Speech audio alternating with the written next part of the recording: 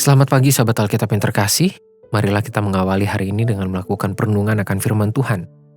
Bacaan Alkitab kita pada hari ini berasal dari kitab Kisah Para Rasul pasal yang kedua, ayat 1-6. Ketika tiba hari Pentakosta, semua orang percaya berkumpul di satu tempat. Tiba-tiba turunlah dari langit suatu bunyi seperti tiupan angin keras yang memenuhi seluruh rumah di mana mereka duduk. Dan tampaklah kepada mereka lidah-lidah seperti nyala api yang bertebaran, dan hingga pada mereka masing-masing. Maka penuhlah mereka dengan Roh Kudus, lalu mereka mulai berkata-kata dalam bahasa-bahasa lain, seperti yang diberikan oleh Roh itu kepada mereka untuk mengatakannya. Waktu itu di Yerusalem, diam orang-orang Yahudi yang saleh dari segala bangsa di bawah kolong langit. Ketika turun bunyi itu, berkerumunlah orang banyak. Mereka bingung karena mereka masing-masing mendengar rasul-rasul itu berkata-kata dalam bahasa mereka sendiri. Sahabat Alkitab, Pentakosta merupakan salah satu peristiwa yang terus dirayakan dalam tradisi bergereja pada umumnya.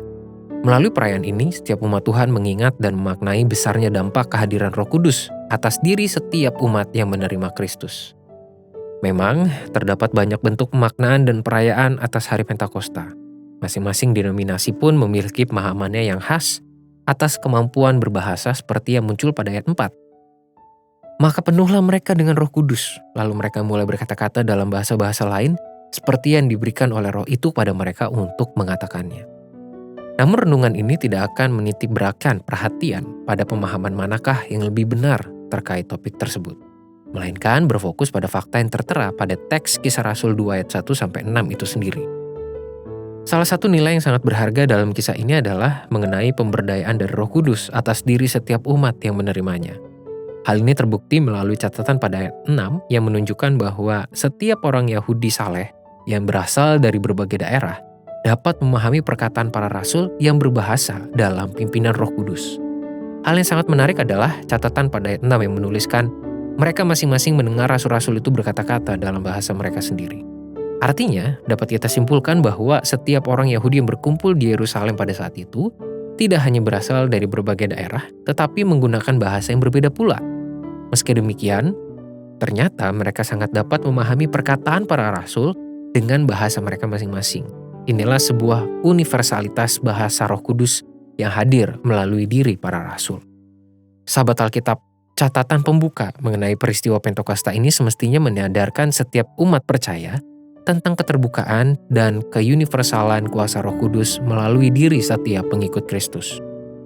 Keberadaan Roh Kudus pada setiap umat Tuhan berarti memampukan mereka untuk melakukan berbagai karya pelayanan yang terbuka dan ramah bagi setiap orang, tak terbatas pada kategori apapun. Sesungguhnya, kehadiran setiap umat Tuhan yang hidup dalam bimbingan Roh Kudus merupakan bahasa universal yang menghadirkan kejelasan dan ketentraman pada banyak orang, bukan justru menciptakan beragam tembok pemisah. Hal ini pun perlu menjadi evaluasi atau kritik terhadap cara hidup maupun identitas yang selama ini dibangun oleh setiap umat Tuhan, maupun antar denominasi di dalam lingkungan kekristenan. Jangan-jangan kita terlalu tertutup untuk mendalami peran Roh Kudus hingga justru mengerdilkan kuasanya yang terlalu luas dari yang dapat dibayangkan. Marilah kita berdoa. Tuhan, terima kasih atas Roh Kudus yang Tuhan berikan bagi kami. Tolonglah kami untuk dapat benar-benar menerima dan memaknainya sehingga kuasa kehadiran Roh Kudus itu boleh menjamah banyak orang. Kami tidak justru mengerdilkan ruang lingkup kuasa Roh Kudus Tuhan. Tolonglah kami, hanya di dalam nama Tuhan Yesus kami berdoa. Amin.